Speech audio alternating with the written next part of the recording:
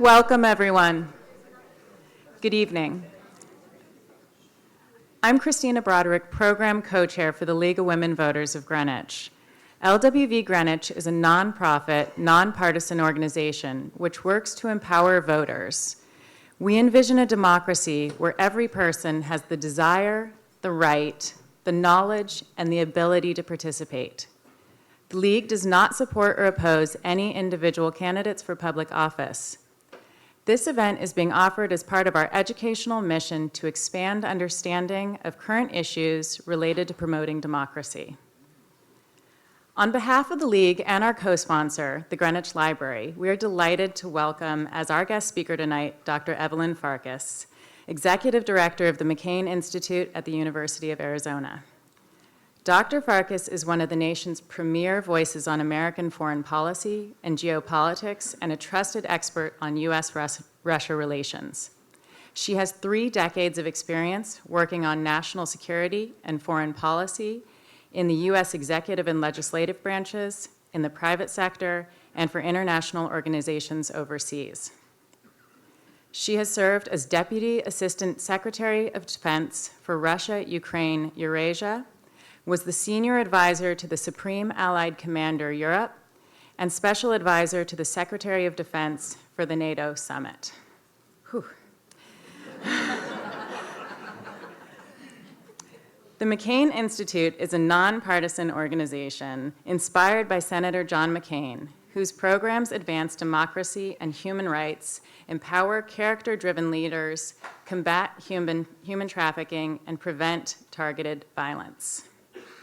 Dr. Farkas will give us a brief presentation, after which she will answer questions from Carol Giacomo, Chief Editor of Arms Control Today, a DC-based journal that analyzes and reports on nuclear arms control and disarmament issues.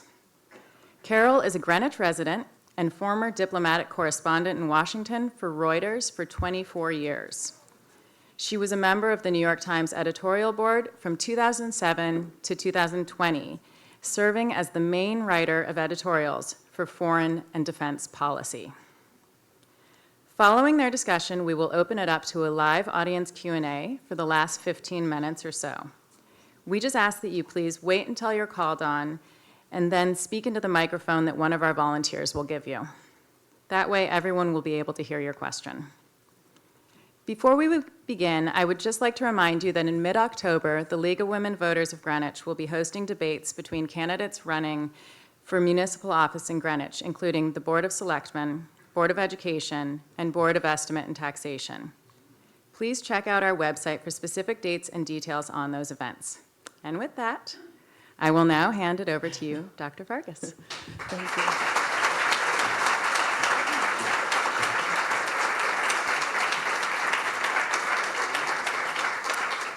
Thank you so much, Christina. Can everyone hear me? Am I on? Okay. Thank you, Christina. I have so many thank yous. I want to thank President of the League of Women Voters, Sandy Waters, for hosting, for coming up with this idea together with my great friend, Matt Deschamps. He and his wife, Julie, are here. They are fellow alumni of Franklin and Marshall College. If you're interested in having your children attend, come talk to them. We were on the board together. I want to thank Christina, of course, and her colleague and co-chair of the programming committee for the League of Women Voters, Chris Lowe. The League of Women Voters is a very important part of our democracy, and we're going to be talking a lot about democracy today. It's nonpartisan. I actually had the opportunity to run unsuccessfully in New York's 17th Congressional District. In the Democratic primary, I lost, as I mentioned. The Russians interfered in my election. That's not why I lost.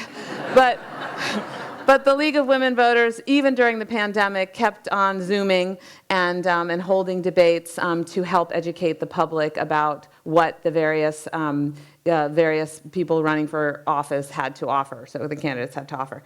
I also, of course, need to give out a hearty thank you to Kathy Seehey and the library here. Those who know me well know that libraries are near and dear to my heart.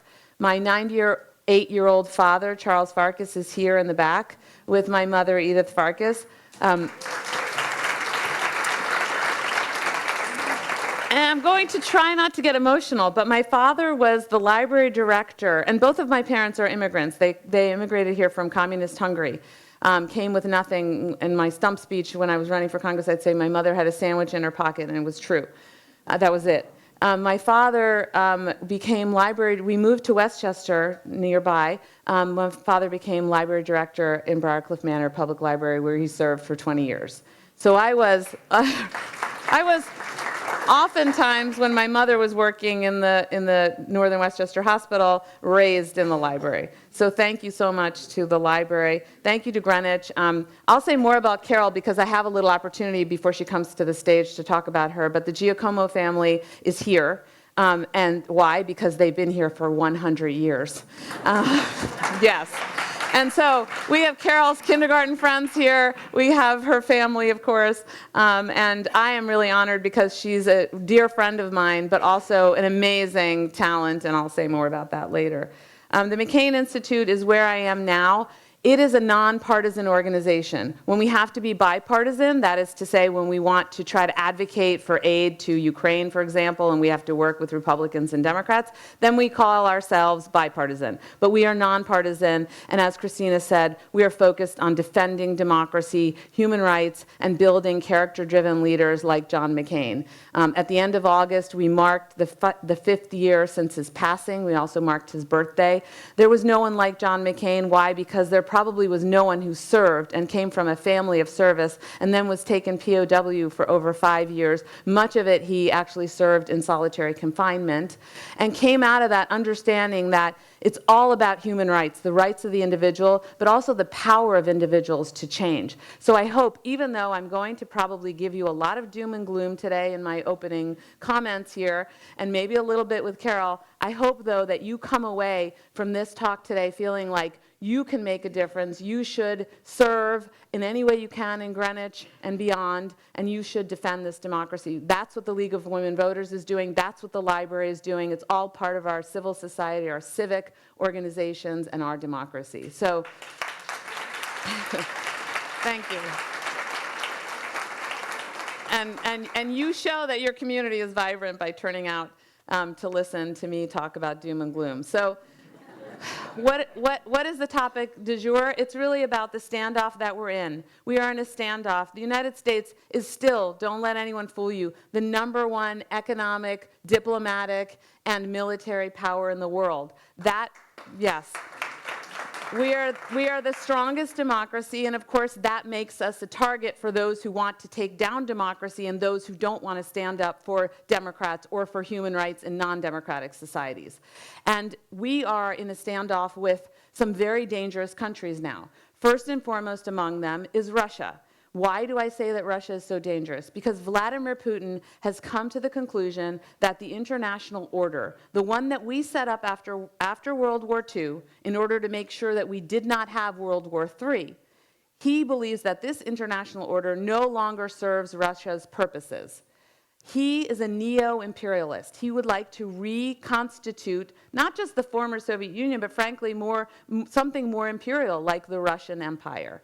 And he has gone about it using means that we have not seen, frankly, since we put into place the Geneva Conventions and the institutions that have protected us from people who would barrel into their neighboring country and annex territory. Vladimir Putin in 2014, when he invaded Ukraine, and I should pause for a minute and say he invaded Republic of Georgia in 2008. We didn't understand what that was that was just the beginning. When he invaded Ukraine, though, in 2014, he annexed Crimea. That was the first time that territory had been annexed by one country, territory of another country, since World War II, since Hitler did it. So it should have been more of a shock to us, frankly, but it was shocking enough. We understood that we had to defend the Ukrainians' right to their territory and their right to deciding that they wanted to be a democratic country affiliated with the European Union and with NATO. Vladimir Putin has used, I don't have time right now to go through what I call the litany of lamentables, the tactics that he has used, but you have seen them in this latest invasion that happened over a year ago into Ukraine, where he pulled out of his back pocket with his dirty generals the playbook that he used in Chechnya when he first came to power, and then in Syria. obliterating civilian populations, apartment buildings, hospitals. In 2015, Russia attacked a UN convoy. So these tactics go beyond the pale. Of course, you all know about him assassinating his enemies all over the world using poison, using nuclear material. Polonium was the first high-profile one in London, but of course we know about the other ones. Even in the United States, I believe, and many people also suspect, that he also assassinated an oligarch who used to be close to him in DuPont Circle in Washington, D.C. There are so many other things he's done. He's broken many aspects of the Geneva Convention. All the arms control treaties lie shattered except for one that's still in place, just barely. So that's Russia. Russia is essentially determined to tear down the international order, to essentially go back to the sphere of influence system that we had before the end of World War II, which was that large countries dictate what happens in small countries. And we, the United States, have been the biggest defender of the current system and, frankly, the biggest beneficiary. So we have a lot to lose if the international order falls apart. And there's a lot of strain being put on it right now. So Vladimir Putin is really the most urgent threat that we face, the one that we must deal with immediately, because if Vladimir Putin has his way in Ukraine, he will, make no mistake, turn around and take over Moldova. He's already more or less used political subversion, money and an oligarch in the Republic of Georgia. I was just there last week. He will take that over. I say very colorfully, he will eat Georgia for breakfast the next day. It will be easy. He's already got 20% of the territory that he still occupies. And then what will he do? Will he sit pretty? No, that's not how people like him work. He still sees the United States as an adversary. He still views NATO as the only military that can actually prevent him from creating a mafia state all over Eastern Europe, frankly, in the East Bloc and other places. And he sees us as the only power that can stand up and provide a demonstration to his people of an alternative way of life. So he will come after NATO if he feels that he's strong enough. If he can take Ukraine and take Moldova and Georgia, he may bide his time, but he will come after NATO. He, or if someone succeeds him who is just like him. And the NATO alliance is the only thing that keeps us safe. It keeps us from militarily having to obviously fight against Russia because it's a huge deterrent power. It doesn't, unfortunately, prevent Russia from meddling in our politics. So I mentioned before that my election had been interfered with. It was nothing major. Again, that's not why I lost. But the Russians interfere every day through social media, sending out whatever, COVID disinformation, trying to pit us against one another. We saw it dramatically start in 2016. Even I, coming out of the Obama administration where I knew what the Russians were, what their intent was, I was surprised that Putin was willing to take a risk and take on the American political system and the American people. But he did it, and he hasn't stopped, and he will continue to meddle in our elections until the last day. He's meddled in all the European elections across Eastern and Western Europe and many other places.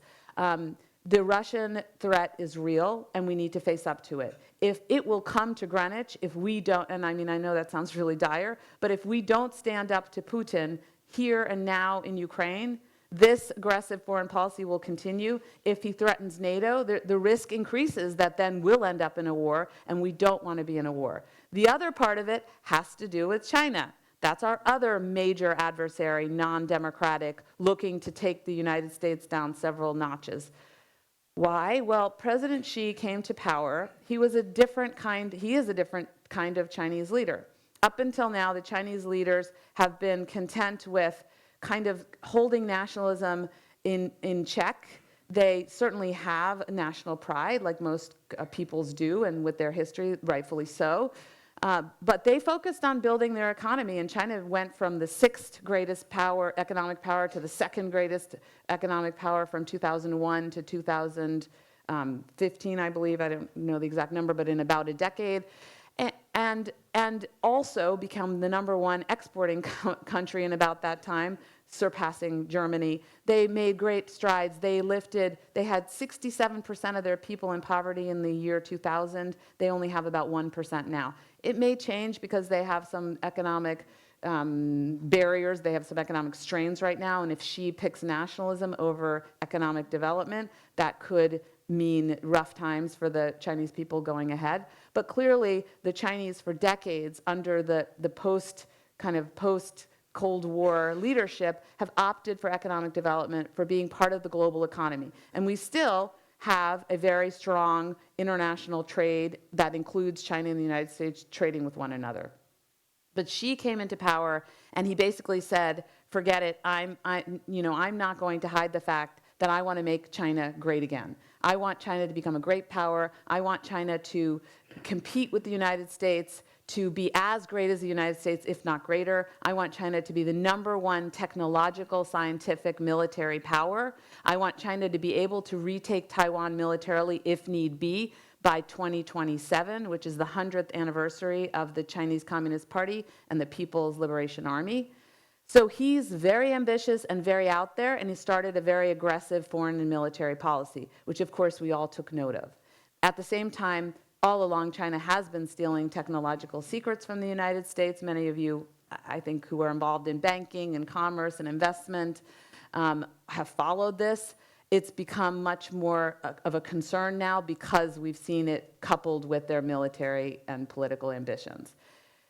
China is less of an immediate threat because they are also focused on economic development. They have had in the past ways to mitigate the risk that they would take a quick snap decision. Under Xi, it's less the case. So we will see what happens as time progresses. And I think Carol and I can talk about that.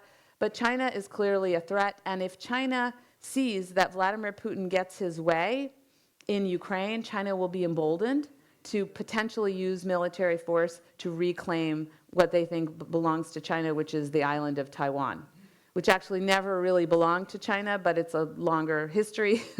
And in any event, the Chinese would be a much more difficult partner. The last thing I will say is that there is the rest of the world. We still have to worry about the rogue states. You probably, if you turned on your TV or you looked at your newspaper, you saw that crazy Kim Jong-un. And he's a nuclear state now, make no mistake. And yet he's now sitting there breaking out of sanctions, selling small arms to Russia in exchange for high tech. So there's a really dangerous relationship developing there, although it demonstrates, of course, the weakness of Russia right now.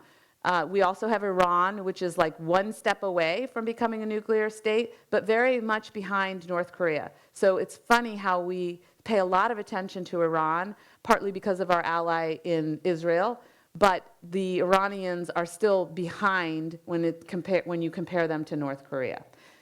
The reality is with North Korea, we have a pretty strong deterrent in place with our allies, South Korea and Japan. With regard to Iran, probably a little less so, although Israel clearly does deter on the nuclear front. So that gives you some sense of what the geostrategic landscape looks like. I will just add on top of all of that is that the nuclear challenge, the danger of nuclear use or nuclear accidents hasn't gone away. Carol is the editor of Arms Control Today, so I'm guessing she'll say something about that as well. But the reality is that we have now also another new technology that could be just as dangerous in the wrong hands, which is artificial intelligence. So these things have the potential to shift dynamics. But what I will tell you is the reason I talk so much about World War II and the institutions and our history is that we're still human. We're still these flawed humans that have to compete. And we need these structures to kind of take the heat out of our competition. And so with that, I would like to welcome my wonderful, talented friend, Carol Giacomo, to the stage. As you heard, this is a woman, when she worked for Reuters, she traveled with every Secretary of State, so I think it's like 3 or 4. She can, 8 or 9, okay, there you go.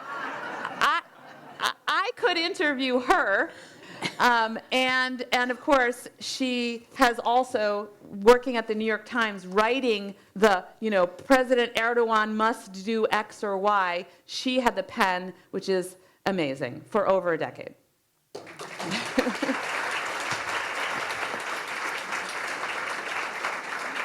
So, since we are all talking about our histories here as well, I spent a lot of time in this library when I was growing up. But even more so, when this building, or when this site was Franklin Simon, which was a department store, my father operated the elevator, which was, hand cranked. So I feel a sort of sacred space here.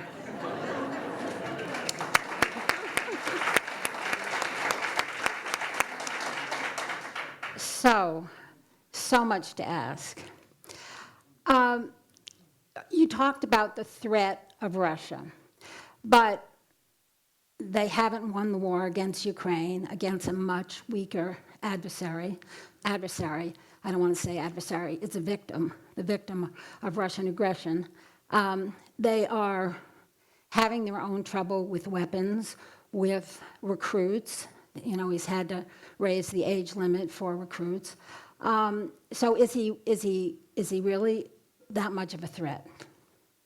Yeah, so this is interesting. Lindsey Graham makes the point that for 3% of the defense budget, we have obliterated 50% of Russia's war-fighting capability. And if you think about the fact that for NATO, the number one adversary, the number one threat that we are trying to defend ourselves against is Russia, it's a pretty good bargain.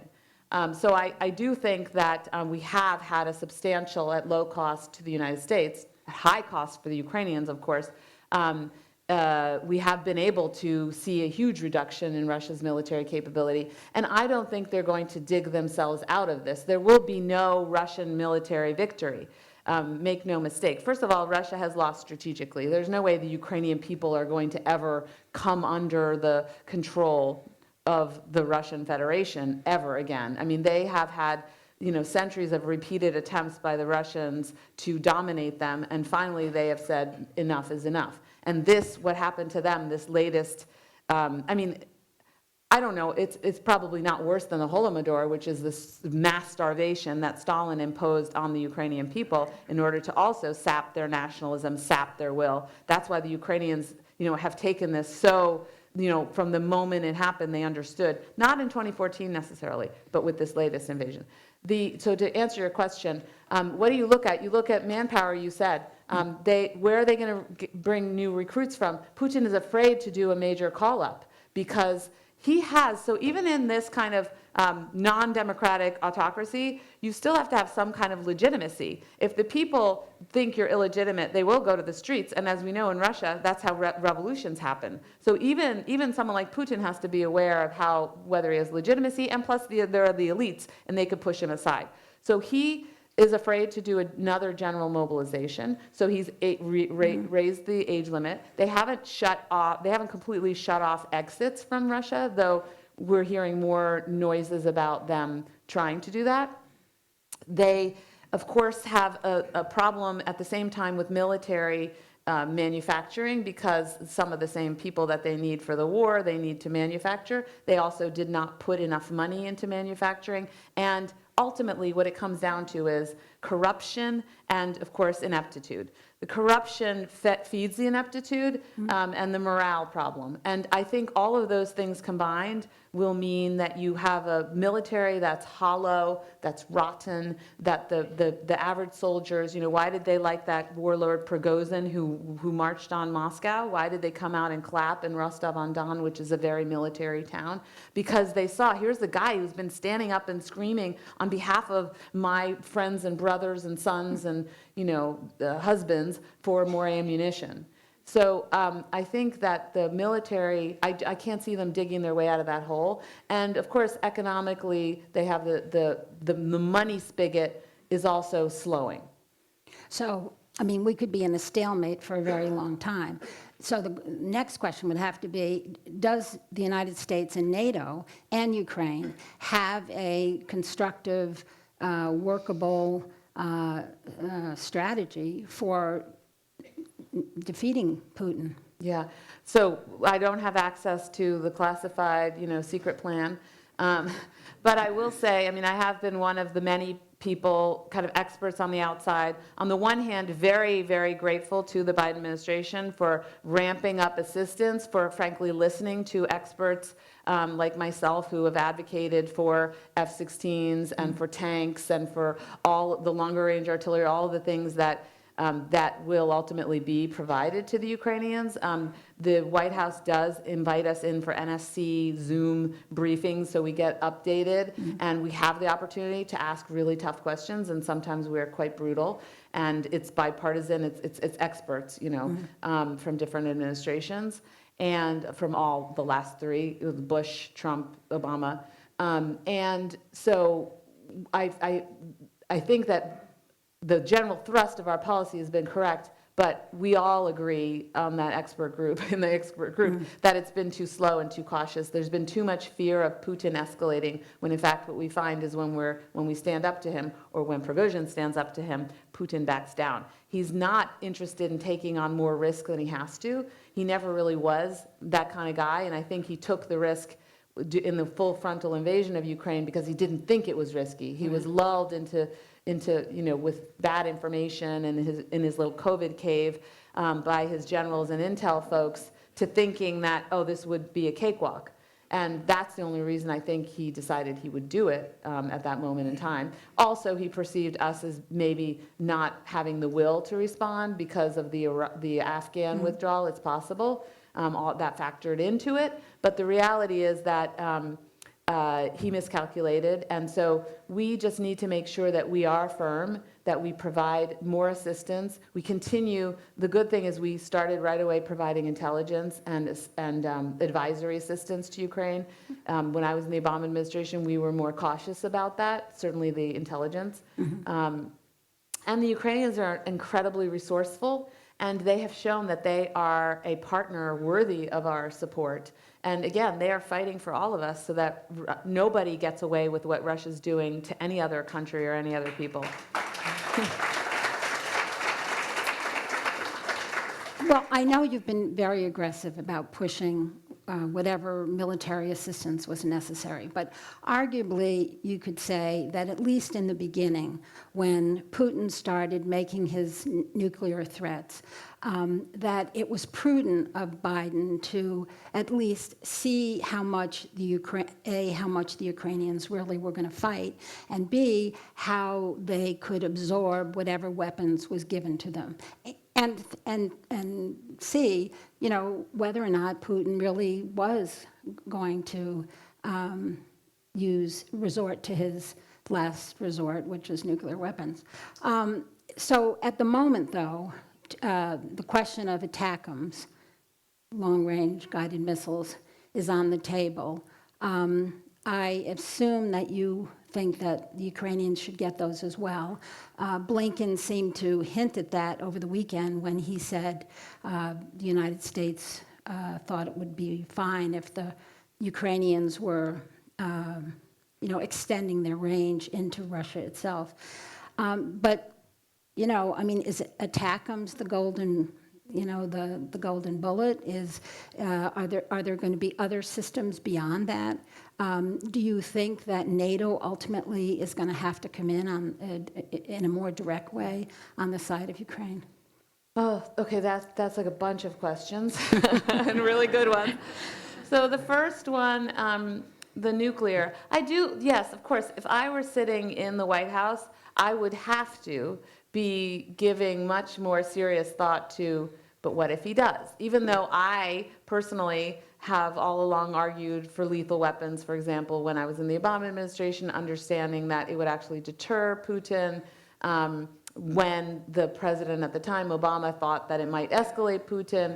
So, and of course, I wasn't the president, I didn't have the ultimate responsibility, so you have to have some understanding and empathy for the fact that President Biden has to ultimately make that call. So if he decides to be a little prudent when I don't want him to be, I think he can get a pass. And I will say that what we've lost is time and Ukrainian lives. So you do have to balance that, and he has to balance that. But again, I think that we now have enough information to know that Putin's not going to use a nuclear weapon, and I have a whole list of reasons why it wouldn't happen automatically. One, he can't lob a nuclear weapon himself. He has to have some people do it. Two, he will know that there will be literally fallout on his people, on his troops. Now, maybe he doesn't care, but they will care, and there'll be something that he can't predict in terms of a reaction there. He's been warned by President Biden, and we know that because Biden and the National Security Advisor, Jake Sullivan, have told us publicly that they warned Russia that there will be consequences. I'm pretty sure, having worked in the government, and having watched previous governments, even the Trump administration, that they will use conventional weapons against any sites that have anything to do with use of nuclear force, obviously mitigating against releasing more nuclear material. So they know, Putin has to know that the next day will be very different. The other thing is the global bystanders. They will not sit there and say, oh, this is okay that Russia has used a nuclear weapon or used nuclear material somehow. So I think that he cannot, that's a little too risky for him. To answer your question, now I've already forgotten the other questions. Do you think that NATO and the United States and the Ukraine have a plausible strategy for ending this war? Yeah. So I think there are any number of different ways the war can end, and I think nobody knows exactly. Obviously, the maximalist one is the one that Zelensky publicly touts and that we support him on, which is get back all the territory, fight for it, get it back, sit at a negotiating table with with the Russia where the military is left. And then he will need security guarantees to make sure that Russia doesn't come back. So he will want NATO membership. I believe Ukraine will get NATO membership. I also believe Ukraine will get ATACMS. I don't think it's one weapon system, so that was another question you asked. I think that they will get NATO membership because this last time around they came awfully close, and frankly it was the United States that was kind of dragging its feet from what I understand. Interestingly, that our European allies, France and Germany, were okay with starting the accession process with Ukraine, even though there's a hot war being fought there. You can do it. I wrote an op-ed about it. The weapon systems, I think, it's the combination. It's everything. It's a bullet. It's the night vision glasses, all the way up to the longer range missiles. Frankly, air power. I mean, they've been fighting this war without air power, and we tried to show them tactics that normally include air power, and that didn't work out so well for them. So the F-16s will come into the battlefield at some point. We don't know exactly when. The Ukrainians are incredibly fast learners, and they're motivated. So you can expect maybe they'll accelerate the timetable. They're saying, I think, next summer. It really is in our interest to try to help them win as much ground back as possible now. The other alternative, if the Ukrainians get tired or if the Russians get tired, is you reach a military point where there's military fatigue, nobody wants to fight anymore at the political level, and then they come to the negotiating table and come to an agreement.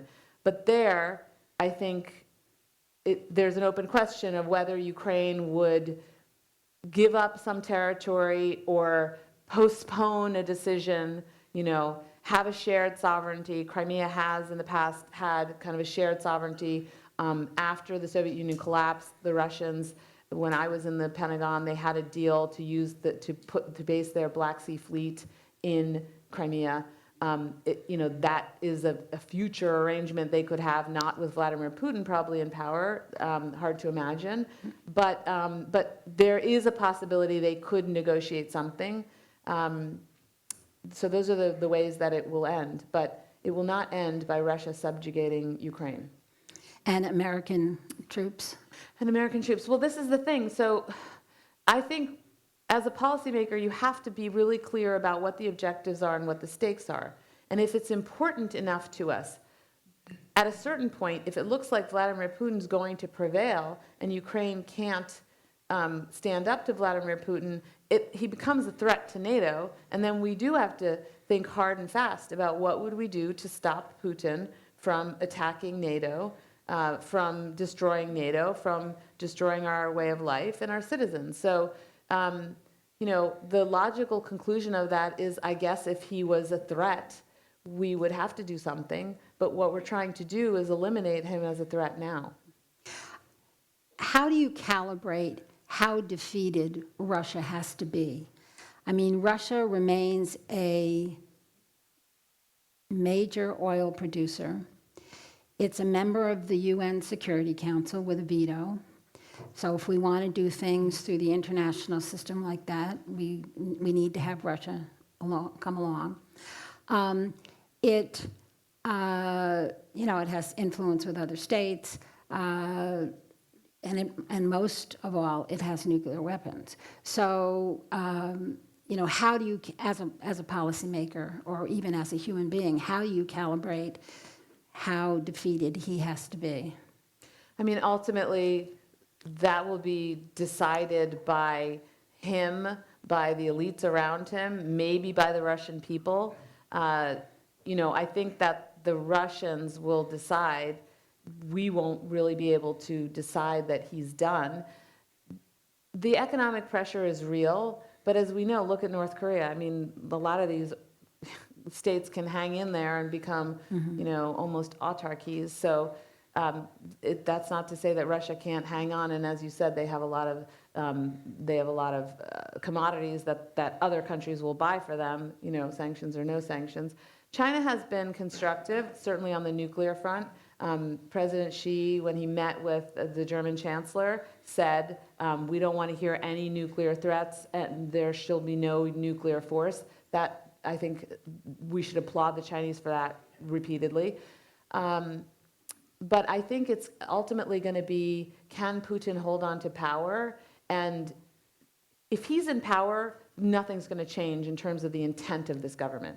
If he leaves the stage, you could see an elite emerge that's more pragmatic. We don't know. I mean, people say you could get something worse. Certainly Prigozhin, Yevgeny Prigozhin, the bloody guy with the sledgehammers, killing former prisoners of war, he would have been worse. But it's doubtful that he would have actually been handed the reins of power. It would have been someone in the elite circles who knows how to run government. So I think the open question is, what kind of leader follows Putin? And then, sure, we would love to have democracy in Russia. The Russian people deserve it.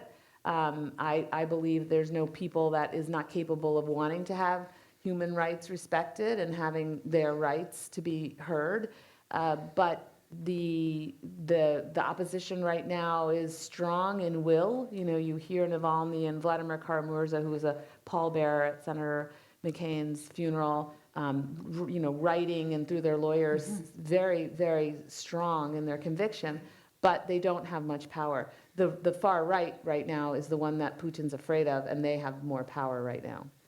Let's open the aperture a little bit and talk about the greater sweep of dictators or autocrats, however you want to define them, that seems to be dominating a lot of the space these days. Not just Russia, but China. We have, even within the European Union, in Hungary, Orban has really taken that country in a very right-wing, or anti-democratic way.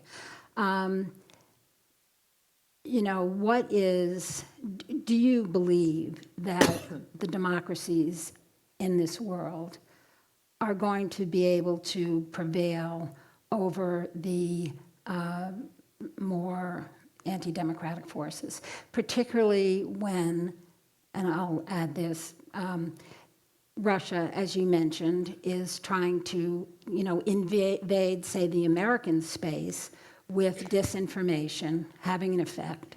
The Chinese, there was a story in the New York Times, I think yesterday, about how the Chinese had recently gotten into the disinformation space here in the United States by promoting crazy talk about what happened in Maui, the fires in Maui, that it was the result of some U.S. weapon that caused that calamity there. So when you have like-minded countries, leaders, who are not only anti-democratic in their own space, but then they're trying to infect, whether it's the United States or Europe, or whether, how do we deal with that? Yeah, I mean, there is a competition now for, who's with us and who's with the other team.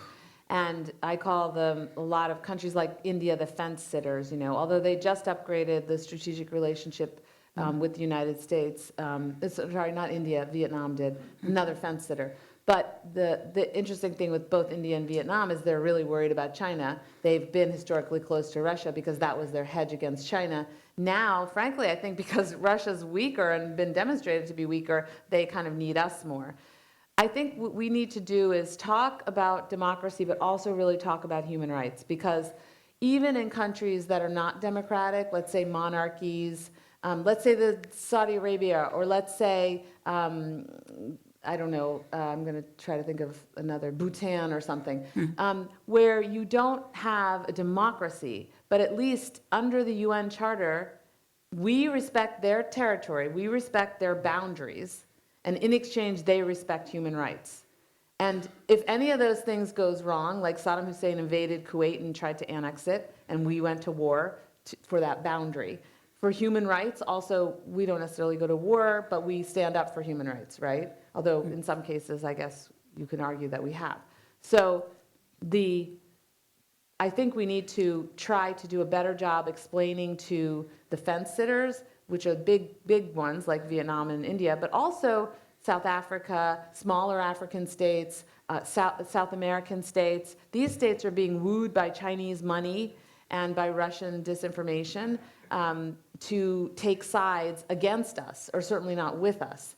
And that isn't helpful either. So we need to do a better job with our development money, countering what China's doing in these parts of the world. And we also need to explain to them about human rights and the importance of human rights and the international order and how it's kept us safe, and how Russia and China essentially are kind of neo-colonial, neo-imperial powers, whereas we, the United States, believe small states also have the right to their boundaries and whatever form of political system they would like to have there. So it's explaining, re-explaining what this international order is that we have.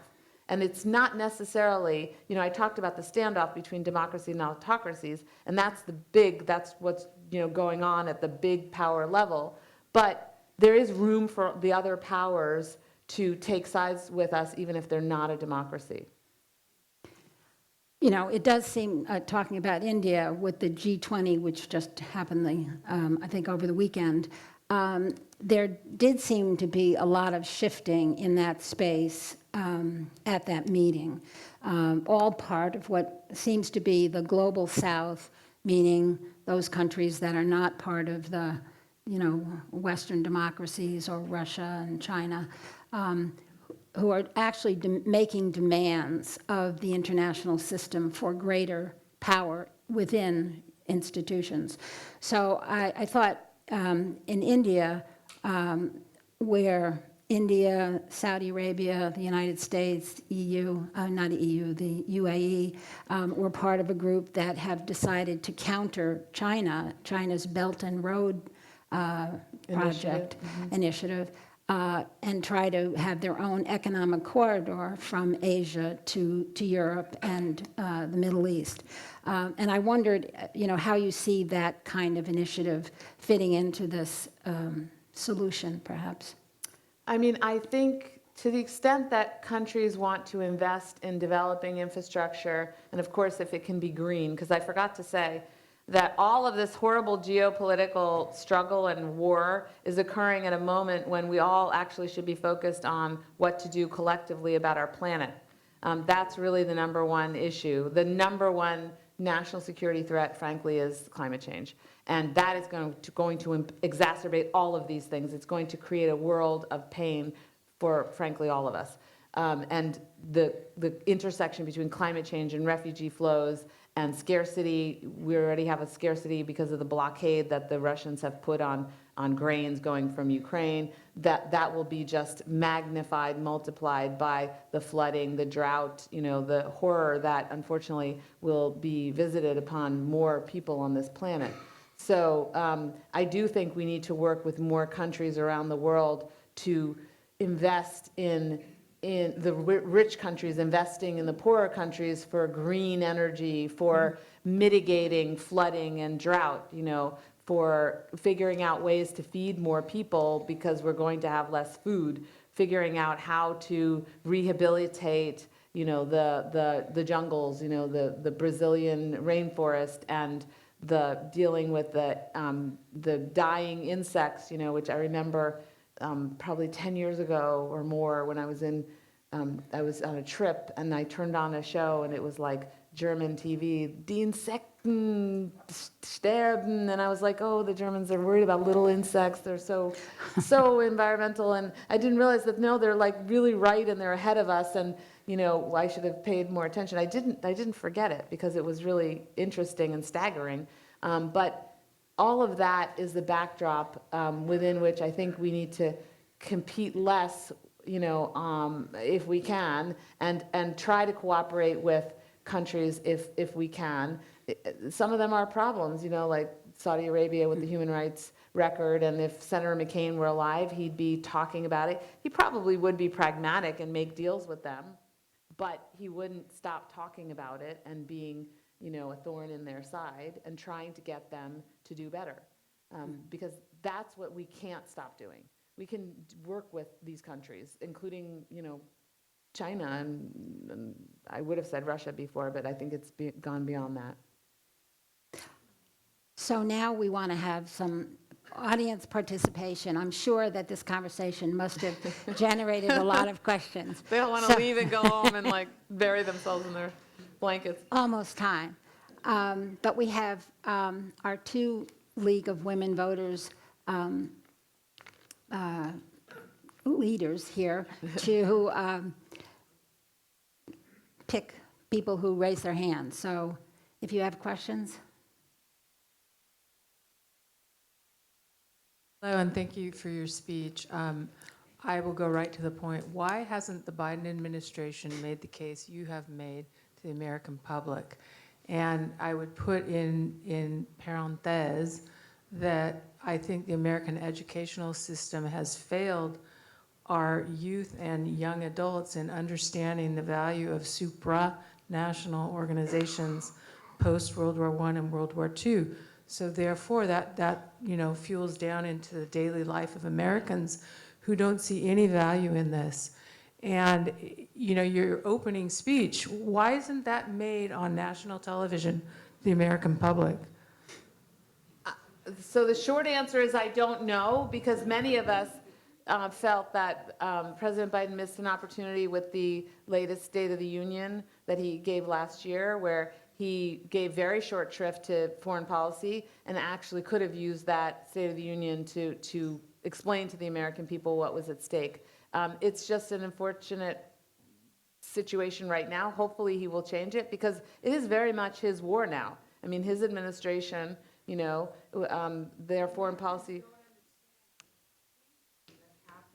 Yeah. So, right. So that's an interesting point. Nowadays, a lot of university, I don't know about high schools, but universities also have phased out Western Civ, they called it. But basically, it was like it was a history, civic history, a history of the things that I mentioned. And I think Americans have a naive belief right now that we're a big country. If we mind our own business, and by the way, we heard this before World War I and World War II, no one will come for us. But again, as I said, we're the #1 military, economic, and political power. We're the only one that can stop the bad guys. Of course they're going to come for us. They don't want anyone stopping them. So the reality is we can't just sit here and only spend on domestic priorities, although they are important. Jó estét. Jó estét. So I just want to put this discussion a little bit in the context of democracy in the world and democracy in the United States. So I think one of the great ironies and turning points of next summer will be that President Zelensky will be running for re-election and President Biden will be running for re-election. And I'm fascinated under the rule of law in both countries, assuming that the rule of law survives in both countries. I've been fascinated how that will impact how the Zelensky and Ukrainian ability in the middle of war to conduct an election, and how the American rule of law and ability to conduct an election in the context of Trumpism. So I'm fascinated how you think how that will affect the international political context of democracy and the survival of democracy, and faith in the world of it to survive in both those countries will affect the ultimate resolution of the war in Ukraine. Yeah. Köszönöm szépen. That reminds me, I also spoke here at the Greenwich Men's Club a while back, and that was led by a very wonderful Hungarian man who's since passed away. But there's a strong Hungarian community here too. I think to answer, so a couple of points. And by the way, you guys can ask Carol questions too. A couple of points. I was just in Tbilisi, Georgia, as I mentioned, at this conference that we co-host, annual conference, and one of the German experts stood up and said, because the question of Ukrainian elections came up, and he said, you know, the fact that the Ukrainians are saying, that Zelensky's saying, we don't think we can run an election right now during a war, I need to say something about that, he said, because if you look at the German Constitution, which by the way we wrote, the German Constitution says in time of war, the election will be delayed until the war is over, and 6 months after the war, you'll hold the election. So that actually convinced me that, you know, let's not go overboard in criticizing Zelensky if he decides, and it looks like he's going to postpone the elections. There is a really vibrant civil society in Ukraine now. The anti-corruption entities are hard at work. The fact that he, of course, picked this new defense minister is also a good sign. But the opposition there is strong, and so I am not all that worried right now. With regard to the American elections, I'm a little more worried about that, just because we need to engage our younger people. We need to make sure that people vote, that people don't take it for granted that democracy will prevail, or that the people who care about democracy will prevail. So we need to take every action we can. You need to volunteer to man the polling centers, and you need to really, frankly, we need to reconstitute local journalism, because all this disinformation won't survive. If your cousin Joe wrote the article, well, Joe's not going to lie to me about so-and-so. And by the way, the person they talk about in that article, I know them too. So there are many things we can do to kind of rebuild our civil society. And I think maybe it's up to those of us who are fortunate enough to have some wealth to put into, you know, buying newspapers, you know, investing in civic organizations. I remember when I first went to F&M and I got an honorary award, and I was on the stage with Don Graham. His family for a long time were the owners of the Washington Post, which of course, as you know, is one of our most influential national newspapers. And Don was getting an award for helping the DACA kids and making sure that, you know, advocating for them eventually getting citizenship, but being able to work and go to school. And he thought I was going to thank him for that. And I said, no, what I want to thank you for is for your family really responsibly selling your newspaper, because he sold it to somebody, Jeff Bezos, who, whether you like Bezos or Amazon or not, has run the Washington Post the way the old school, you know, journalistic families did, you know, hands off, provide the money, but the editorial decisions are made by the journalists. I'm speaking about stuff Carol knows more about than me. That's all right. So I think that I do think that we all need to just put an oar in the water and do what we can to defend our democracy. But I wouldn't be here today if I wasn't an optimist. I think that we'll prevail, and I think democracy will prevail. There are a lot of uncertainties about these elections going forward, but I really believe that America and American society is strong enough.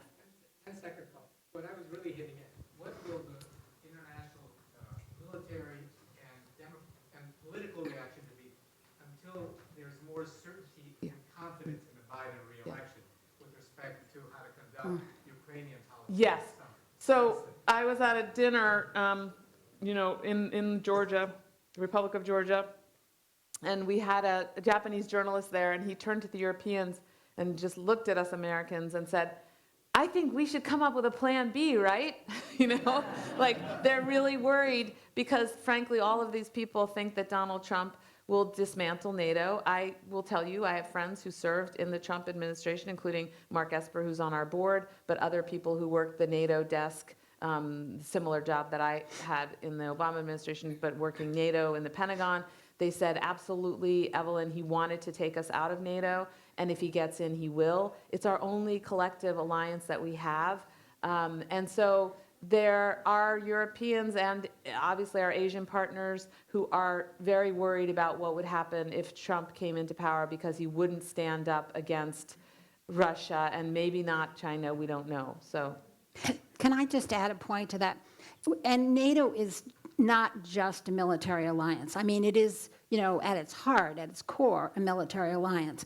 But our commitment to our allies in NATO is a foundation that allows us to have economic agreements, to have a vibrant trade, to be, the largest economy, or if China hasn't exceeded us so far, I mean, the second largest economy, and the Europeans have the third largest economy. These things are all integrated.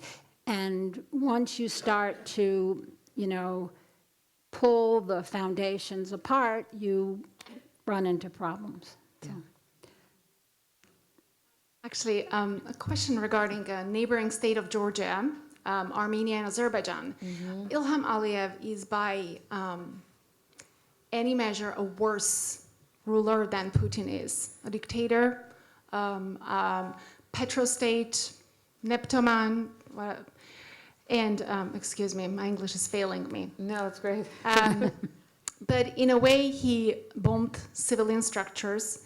He is right now causing a holodomor on his civilian population. He bombed places of worship. He has bombed maternity ward, hospital, and overall, he's keeping an entire civilian population today hostage. Yet, him being worse than Putin, it seems that the world is not bothered, and the United States are not bothered by that. So How we can yeah. rule Ilham? Yeah. So what she's referring to is Azerbaijan, which is next to Georgia and the Caucasus, and Armenia have been in a decades-long struggle over the territory called Nagorno-Karabakh, because it's an Armenian population that has historically lived there, although it was part of Azerbaijan. During the Soviet times, it didn't matter that much, right, because it was just dominated by the Communist Party. Aliyev, President Aliyev, who is the leader of Azerbaijan, is not a Democrat. And recently, very recently, while the United States has been actively trying to actually come up with a political resolution, a negotiated diplomatic resolution to the standoff over Nagorno-Karabakh and to the war that got worse, partly because Russia withdrew and Turkey came in. So the geopolitics matter, right? A weaker Russia emboldened Turkey, emboldened Azerbaijan, and he took advantage and basically moved the border, but wasn't satisfied with that, and now what she's referring to is a blockade of Nagorno-Karabakh. So learning from the Putinistic tactics, he's blockading, the people are starving. I think that the reaction has been muted because probably behind the scenes they're still trying to come up with a diplomatic resolution, so they haven't given up completely. I don't know, obviously, hopefully we're trying to get aid into those people. It's quite a serious situation. Nicholas Kristof wrote an opinion piece in the New York Times about it. What happens with those dictators is they don't rise up to the level of Putin because, of course, they're not challenging the international order. He's you can debate whether what he's doing challenges the international order, but it's certainly not on the scale that Vladimir Putin's doing. And so we think that we can manage it in a different way and not bring in the entire international community. But hopefully we will bring pressure to bear on the government in Azerbaijan, and we will use our NATO ally Turkey and others. Do you want to comment on that? No, that's okay. Well, and we can't get involved in, we can't get directly involved in every conflict with every horrible leader there is. The world has too many horrible leaders, unfortunately. But, there is a diplomatic effort that's been underway for a long time. And yeah. I mean, I think that there are many Armenian Americans, I'm guessing, we have them amongst us, who do bring these cases, as many ethnic Americans do to their members of Congress, and that way you can get more pressure on the executive branch to do something. But as Carol said, we use the tools we have, balancing all of the other interests that the United States has. I do know, though, that this administration has been pushing quietly to try to resolve that conflict, so my guess is that they're still trying that diplomatic effort right now. And the strength of the NATO alliance, what is the commitment and capability of our allies in confronting the Russians, as you've talked about? Yeah, so remember when Nicolas Sarkozy said, like, I forget what the quote was, but he was like, oh, NATO's like feeble or something, you know. He basically wrote it off, and this was while Putin was waging war on Ukraine. But this latest full frontal assault was so blatant. I mean, just, you know, raping women, you know, bombing them. And it wasn't that they hadn't done it in Syria, but this time it was you know, with cell phones videotaping it. And then let's be honest, it was blonde, you know, white people also. So there was a lot of sympathy generated, a lot of like empathy in what is going on here. And the Europeans finally understood, if we don't stop this, Ukraine's not that far away. And if Putin's willing to do this in Europe, because the Ukrainians are xenophobic, so they were like, oh, it's over in Syria, or oh, it's in Chechnya, you know, they're Muslim. Like the Europeans do have their, sorry, Europeans, they have their biases. But this was happening right there in their backyard to people who look like them. So I think they also were like, we can't ignore this. And NATO has never been more united than they are now. I mean, it's amazing. And they're also putting a lot more money, you know, gradually they've been putting more money into building up NATO and developing their capability and developing their war plans. They now are, when I was in working for the Supreme Allied Commander Europe, but the NATO commander, but also in the Pentagon, we still didn't have operational plans against Russia, like if we had to fight a war. That's changed, thank God. I mean, because that deters Russia, right? They don't want to fight us if they know we know how to fight them. NATO also has 2 new members. I mean, Sweden's not completely in yet, but that's something that, you know, 3 years ago you never would have thought would happen. And the border with Finland is long, and the Finns are tough. I saw President Niinisto with Mark Esper. We went and we led a delegation. We didn't tell anyone. It was like 2 staffers, and we led it. Usually, anyway, but we led this delegation, and we met with the Finnish president, and he was amazing. He, you know, talked about how tough his country was and how hard it was for them to decide that they would join NATO, but this was too much, and they had been for 100 years under the Russian Empire. People don't maybe know that. He's been running around now telling the South African leader and the Brazilian leader about, you know, what Russia is. They're basically, from his perspective, a neo-colonial power. Question over here. Thank you both so much for a wonderful conversation. My question is about China. So we know Xi wants Taiwan. And my question is, what do you think his calculus is in terms of, and it's unlikely, by the way, he'd get it peacefully like we saw with Hong Kong. So what do you think his calculus is about what he might do and when he might do it? Thanks. Well, this is an interesting question because up until now, you know, I've been pretty reassured that, again, the Chinese government, even Xi, was putting the economy first, but then coming out of COVID with the fits and starts, and then the indebtedness and the kind of collapse of the real estate economy market in China, we haven't seen him move aggressively to correct it. And so I'm a little bit concerned that he's going to do what Putin did in 2011 when he saw that the economy was sputtering because it was corrupt and there was no way for it to grow through innovation. He then kind of switched from the put a turkey, or in the Russian context, borscht in every bowl. He switched from that to the nationalist horse. And I'm a little bit afraid that the Chinese leader will decide to do that as well. Having said that, I do believe that the Chinese leadership, and probably Xi himself too, much prefer to take Taiwan peacefully, and they have ramped up efforts to influence the upcoming elections, because there are upcoming elections in Taiwan. And they have had a closer relationship historically with the KMT, the Kuomintang, and that's the party that's favored more accommodationist, if you will, more free, trade-oriented policies with China. I think they are trying now, the Chinese, to do as much as they can to exert control or exert pressure, influence on the Taiwanese political situation.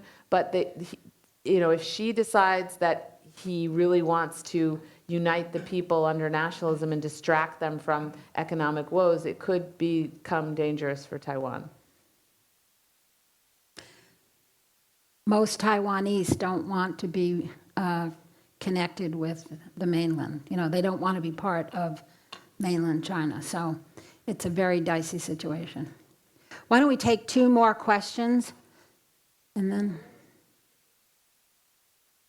Question about some of the things China's doing that affect us very directly. And one is their purchase of farmland here in the United States. They've purchased, I think, 250,000 acres. And the other thing, which I didn't realize until COVID happened, was that most of our medications now are manufactured in China. And if they choose not to sell them to us, we could be in a lot of trouble. What are your thoughts on that? Yeah, so that gets to the supply chain issue, because of course we had the PPE, the protective equipment during COVID, the masks and things like that were being manufactured in China. I would imagine we've now diversified our supply. Medicines, actually, my understanding was, I remember this now from the Hurricane Maria that hit Puerto Rico. That was a place where we had a lot of medicines manufactured. I don't know if we reconstituted that. But I think that when it comes to anything that's critical to the United States national security, some health items, so for example, items that you need to protect if you have a pandemic or a nuclear or chemical attack. So one of the jobs I had that Christina didn't mention when that long thing was, I was executive director of the Commission on the Prevention of WMD, Proliferation and Terrorism, the child of the 9/11 Commission. And we called for stockpiling of certain medicines that you would need in the case of like a terrorist attack or a bio attack or a chemical attack. There are some things like that we can stockpile. And I also think that when it comes to national security, there are critical capabilities, weapons technology we don't want the Chinese to acquire, because that will give them an edge. And they have stated that they are in an adversarial relationship with us.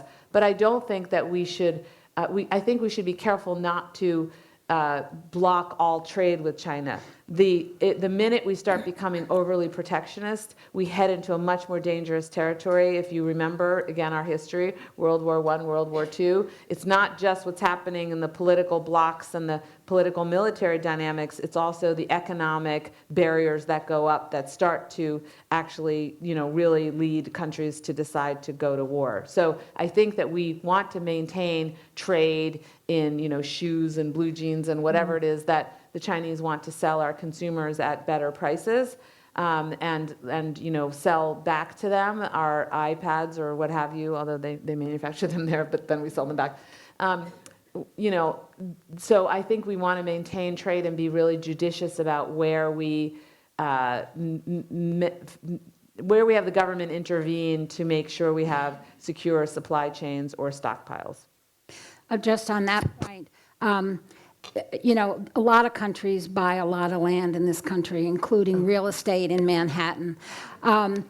I don't know whether the proportion that you talk about, I don't know what it is to the grand scheme of things, but clearly the Chinese need land to farm on. And American farmers provide, I know they sell a lot of soybeans in Iowa or is it Indiana? I think it's Iowa, to the Chinese. And it's an important market for them. And that's important for us because, people make money and they hire other people, and, how that continuum works. So, this is just sort of underscoring Evelyn's point that there are times when you have to be more careful. I mean, Biden and the Saudis are apparently now working on some deal to produce minerals so that those minerals don't have to be bought from China. The Biden administration has also put some controls on, I think, silicone chips to China and supercomputers. So there are restrictions being put, but they've got to be calibrated. Okay, so we have one more question, I think. And also, if I can just add, transparency is really important, because Carol mentioned, also the Russians buying up real estate and in the United States and also in places like the United Kingdom, Portugal, et cetera. I think transparency is really important. So if the Chinese are going to do it, then it should be out in the open so that we can watch it, and our government, the local government and the state and federal government can watch it and ascertain whether something needs to be done. Okay, thank you very much for, can you hear me? Yeah. Thank you very much for the foreign affairs perspective, which I expect from you as a foreign policy scholar. I guess the thought experiment I want to leave you and everybody else in this room with is you gave us some really important threats to world order, to world democracy. I think as Americans, we also need to look inwards. And for each of those, I mean, as a trained scientist for many, many decades, I've known that analogy is a very useful tool. So I'd like to encourage everybody to think of the 4 or 5 things that you said, which are major threats. Find the analogs for them, for the internal system, and really fight for what is also a threat to, again, our basic beliefs, our basic democracy. That's all I wanted.